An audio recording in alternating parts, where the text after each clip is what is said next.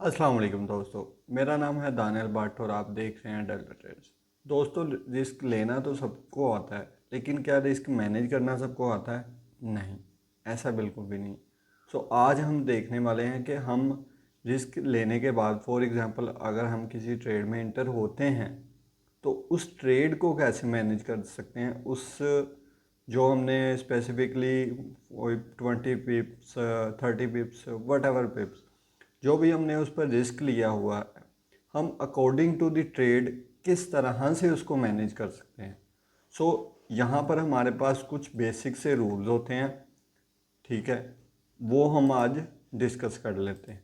सबसे पहला रूल होता है इंटर।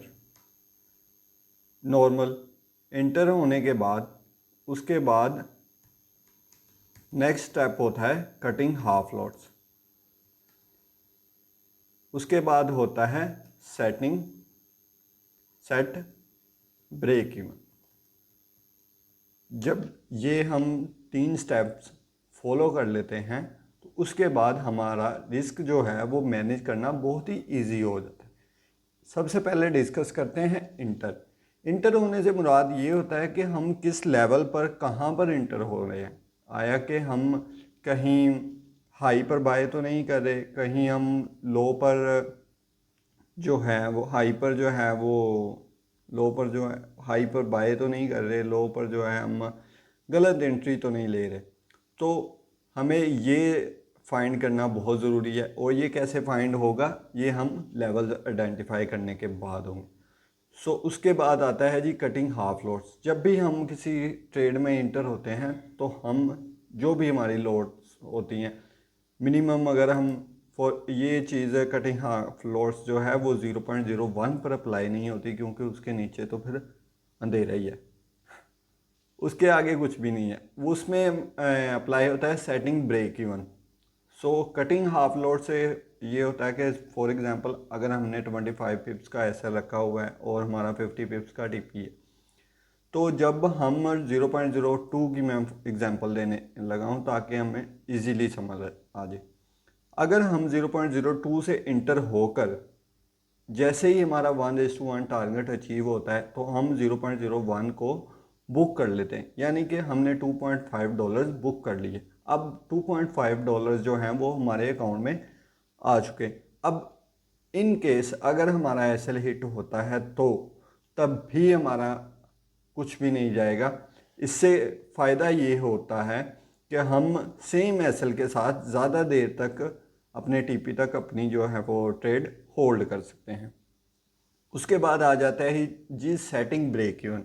ब्रेक इवन होता है जब भी हम किसी लेवल पर इंटर करते हैं। फॉर एग्जांपल अगर मैं यहाँ पर 47.30 पर सेल कर रहा हूँ तो मेरी एंट्री यहाँ पर होगी। तो ब्रेक इवन का मतलब होता है अगर मैंने अपना एसएल जो है वो 35-36 पर लगाया था, तो मैं जैसे ही प्राइस मेरी साइड को मेरी फेवर में मूव करती है तो मैं जो है वो अपना एसएल उठाकर अपनी एंट्री पॉइंट पर ले आता हूँ। ठीक है, इसको बोलते हैं सेटिंग ब्रेक इवन। सो इस तरह इसका नुकसान ये है कि इस सूरत में भी आपका लॉस नहीं होता, लेकिन इसका नुकसान ये है कि आप ज़्यादा देर तक होल्ड नहीं कर सकते। 80% चांसेस इंक्रीज़ हो जाते हैं जब आप ब्रेक इवन सेट करते हैं कि आपका जो है वो लेवल प्राइस जो है वो ट्रेड ट्रिगर्ड हो और फिर आपके टीपी पर जाए। इसलिए बेहतर है कि हम हाफ लोड्स वाली साइड पर जाएं। ये तो होगी थ्योरी। अब हम देखते हैं प्रैक्टिकल के लिए 2-4 मसाले लेते हैं। फॉर एग्जांपल यहाँ पर हमारे पास हुआ चेंज ऑफ करैक्टर और ये हमारे पास निकल आया एक लेवल सेलिंग का। जब भी हमारे पास लेवल निकलता है तो हमारे पास एक स्पेसिफिक किस्म का एग्जैक्ट एंट्री पॉइंट होता है। यहाँ पर इस सूरत में हमारे पास 4726.96 है। अब 1 आवर का लेवल है, हम क्या करते हैं, हम मिनिमम 1 मिनट चोच या फिर 5 मिनट की इंगल्फिंग या कुछ इस तरह की कैंडल, कोई भी रेड कैंडल अगर हमें इस लेवल को टैप होने के बाद मिलती है तो हम उस पर इंटर क्लिक करते हैं।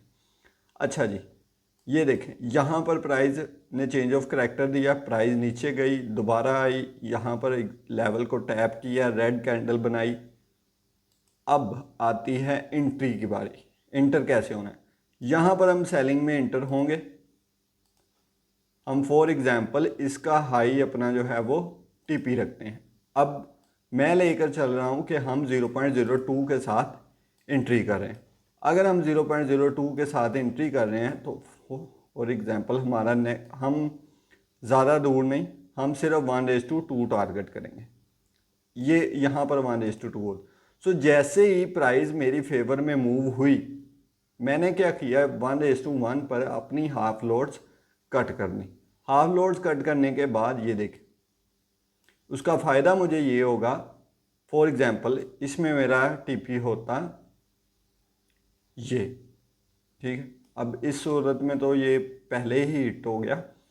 इसमें देखते हैं अगर हमें कोई एग्जांपल मिलती है तो ये देखें, यहाँ पर अगर मैंने ब्रेक इवन किया होता, ठीक है, फॉर एग्जांपल ब्रेक इवन होता है कुछ इस तरह से, अगर मैंने ऐसे किया होता तो मेरी प्राइस जो है वो ये देखें यहाँ पर ट्रिगर्ड होती और फिर दोबारा से जो है वो प्राइस मेरी फेवर में चली जाती। लेकिन अगर मैंने रिस्क फ्री किया होता तो मैं सेम एसएल के साथ इसको अपने टीपी तक होल्ड कर सकता था। सो ये है एक रिस्क मैनेजमेंट का तरीका। तो उसके बाद आ जाता है जी, फॉर एग्जांपल ये देख लेते हैं हम यहाँ पर हमारे पास जो है वो चेंज ऑफ करैक्टर हुआ, इस हाई के ऊपर चेंज ऑफ करैक्टर हुआ। चेंज ऑफ करैक्टर होने के बाद जैसे ही दोबारा यहाँ पर इस लेवल को टैप होने के बाद ये इंगल्फिंग कैंडल बनी, तो यहाँ पर हम एक बाय की एंट्री लेते इस इंगल्फिंग के बाद, और हम अपना एसएल जो है वो यहाँ पर लगाते और हमारा टीपी होता नेक्स्ट हाई या 1:2। ये देखें 1:2 हो गया। अब रिस्क फ्री होने का फ़ायदा ये देखें, अब यहाँ पर प्राइस यहाँ तक मूव हुई, हमने हाफ लॉट्स बुक की और सेम एसएल के साथ होल्ड किया। अब इन केस अगर हम अपना रिस्क फ्री की बजाय ब्रेक इवन कर देते तो ये देखें प्राइस दोबारा से इसी लेवल को हमारे लेवल को एसएल को टैप करती और दोबारा फिर हमारे टीपी पर जाती। तो ये होता है रिस्क मैनेजमेंट का तरीका। उम्मीद करता हूँ आपको कुछ सीखने को मिला होगा। सो नेक्स्ट वीडियो तक के लिए अल्लाह हाफिज़।